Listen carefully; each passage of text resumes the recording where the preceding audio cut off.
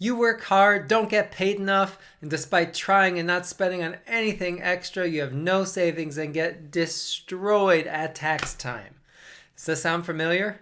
Being a musician, especially a freelancer or teacher, means being a business person too. But if you're like me, you didn't get any entrepreneurial training or even basic money management skills. Well, lucky for you, you can learn from my mistakes. Stop being broke, end bad money surprises, and avoid the A word by following this advice. Today on I Live Music, we are talking money!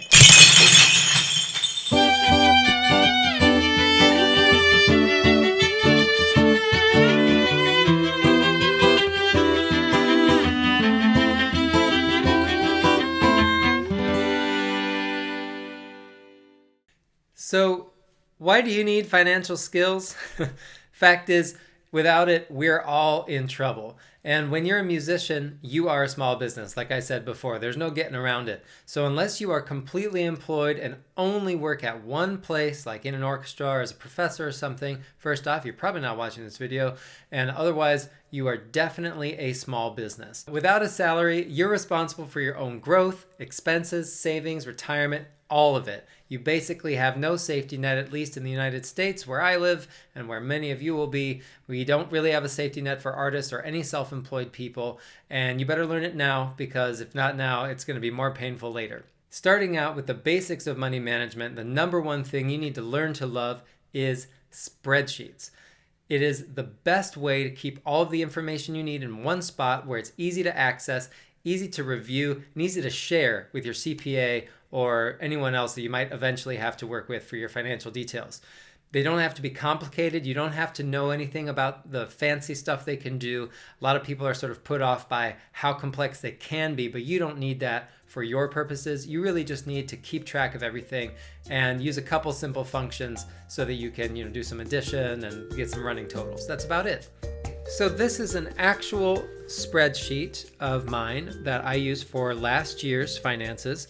You can see here that it's not especially complicated, but I'll talk you through a couple points. The first and most important one is that down here, you've got my tabs, different sheets. So for those of you that don't know, you can have many different sheets within a single file, so you're not popping around from file to file. From here, you can see that I've got totals. That's really just for me, where I have how much money I've made, what my expenses were, all just the totals basically from each one of these sheets in one place. Then the most important ones, I've got my teaching, and that'll have each student each month, how much I got paid and when. My freelance income, which will have basically the same thing, where I worked, how much I was paid, and the date. Expenses, which is the sheet we're on, which I want to talk about the most, which is obvious. Estimated taxes, which will have each quarter, each place I have to pay, federal, state, and city, how much I'm going to owe them. It's known in advance usually, and whether or not I've paid it, so I can know. I don't have to dig through and find receipts to see if I paid it. I know I did, and I know how much. My mileage that I've driven for work, and then finally charitable donations, so anything that you might be able to write off at the end of the year. Looking at the sheet we're on right here, you've got some basic categories. The expense itself, so what was it? This is everything, from my website costs to bow rehairs, string orders, all that kind of stuff. The date that happened, roughly, doesn't have to be perfect. Category. This is really helpful later. You can sort by that. And then when you're doing your taxes, when you're filling out whether it's for food or transportation or equipment, stuff like that, you don't need a lot of categories. You can see there that mostly, I put hotel, but usually I just put travel or transportation for everything that's related to that. Food, equipment, professional fees like union dues, and clothes on occasion. You got to be careful with some things, because if you use it for much other than work, then you can't really count it. But if it's really specific, then it goes there. The amount that I paid for it, of course, is there. And then the total is a running total. So I just put a simple formula of, let's say C2, or in this case, it would be E2 plus D3 equals. And then I'll just drag that all the way down and it'll give me a running total, so I don't have to calculate any of that. And then this final bar is sometimes I run expenses for multiple organizations, like for myself as a business and then for a separate entity. And if it's not enough to really have a separate sheet, then I've got that there too. So that's basically all you need to know. You just need to have some basic organization so that you can sort, for example, by category or by date. And then if there's anything that you're not sure about later, especially at tax time again, you can find it all, and it's really simple. The other great thing about spreadsheet software is that now you can get it anywhere. You probably already have it on your computer if you have Microsoft Excel or something from the Apple Productivity Suite. Of course, there's also OpenOffice, which is what you've just seen me using, and that's a free downloadable open source version of Microsoft Office. And there's, of course, Google Drive and has Google Sheets, which is great, especially because then it's all based in the cloud and you can access that information anywhere. So there's no reason not to get one. You don't have to spend any money on it, and it's going to help you a lot. The next step, now that you've got your spreadsheet ready to go, is to get your monthly operating budget figured out. You can find, I'm sure, tons of videos and resources for this online, figuring out how to do a budget, so I'm not going to go over everything. But basically, the hard part for us as musicians and freelancers is that our income is so irregular from month to month. You know, I think I have made as much as $5,000 or $6,000 in like the historically best month of my life. But I've definitely made less than $600 in a month as well. And it's hard when you're flipping back and forth like that to figure out what you're doing.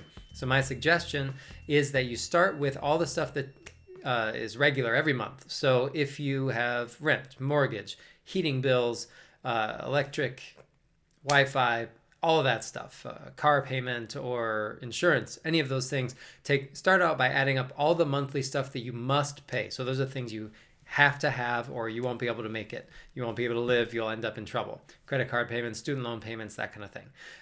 The next step is to figure out all the things that you don't have every month, but that are going to be regular-ish and that you need. So for me, that'd be strings, bow rehairs, things like that. So I know I'm going to need a certain number of those per year. There's also the annual expenses like my instrument insurance, my union dues, things like that. So you take everything that isn't monthly and regular, figure out what your yearly cost for that would be. So if you get 3 bow rehairs in a year, for example, add that up, divide by 12, throw that in your monthly. So once you figured out what you need for food and rent and all of your really necessary expenses, nothing extra, that'll give you the minimum amount of money you need to have in your checking account every month. And that's a really important starting point. Hopefully you can live much better than that. Nobody wants to live at their absolute minimum, but then you have a very clear idea of what that is. And so anytime you make more than that, you can look ahead and see, are you going to have a thin month coming and you really need to save so that you can make that minimum, and you can know in advance to cut back or save or whatever so that you don't end up needing to do anything like going into credit card debt. The next step is to start tracking your spending. So all of us think we know what we're eating, what we're spending, all of these regular behaviors, and we all think that we have a great idea, but anybody who coaches fitness or weight loss or financial health will tell you the same thing. You really don't know what you're doing until you write it down. And then after 2 weeks, you'll be able to go back and look at that and see exactly where your money's going. It might answer some of the questions about why you're feeling broke all the time, because there may be places you are shocked to find out how much you spend. Coffee's a big one, especially now that it's easy to spend over $5 on a coffee, which is insane. So you look at that stuff, figure out what you can take out, and then compare it to the budget you made and see where you need to make adjustments. Maybe you really spend more money on groceries than you thought you did, but that's really important, and there's no way for you to chop that down because you already aren't overspending.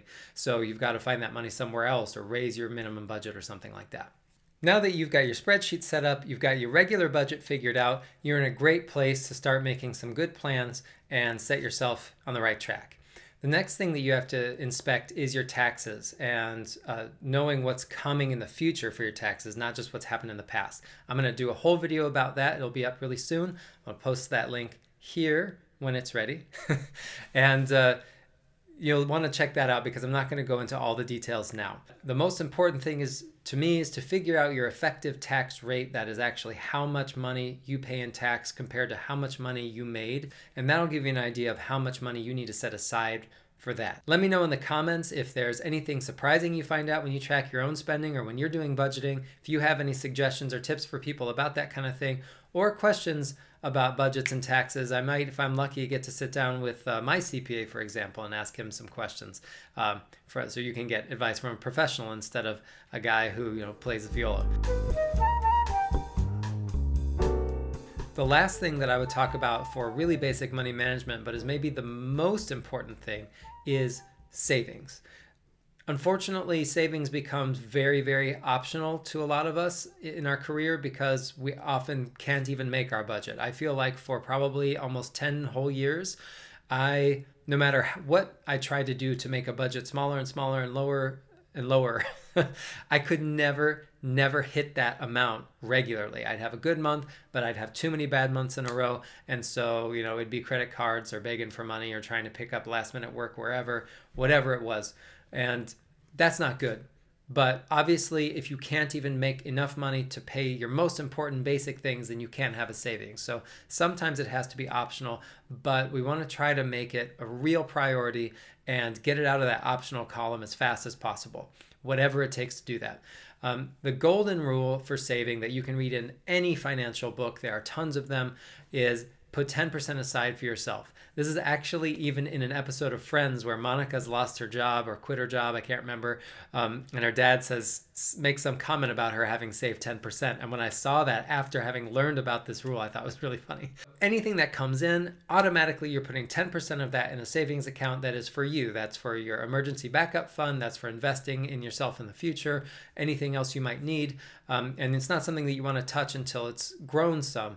In an ideal world, that's what you do. It's not always possible, but even putting 1% or even $5 of any check that comes in into account, it makes you feel so good, and it's surprising how much money you can save by doing that over a period of time. So even if it's really small, I highly suggest you do that, even if it can't be 10%, but anytime it can be, really put it in there and you can look at that savings grow and feel great about it. The other tip I have about savings accounts is that I suggest everyone have at least 2. You could have more. This is not including retirement or anything like that. It's just for your sort of what I would call an active savings account. So you're not pulling money out all the time, but you are moving it around a lot.